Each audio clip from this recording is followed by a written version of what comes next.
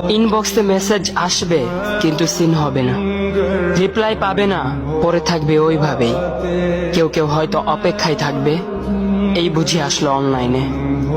আবার কেউ কেউ হয়তো টেরও পাবে না, কেউ একজন নেই, কেউ একজন হারিয়ে গেছে।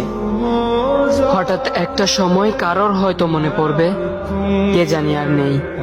কষ্ট করে নামটা সার্চ করবে, পুরনো ভিডিওগুলো দেখবে আর ভাববে হুট করে কোথায় চলে গেল। আবার কেউ কেউ হয়তো একদিন দুই দিন না পেয়ে ফ্রেন্ড লিস্ট থেকে আনফ্রেন্ড করে দেবে।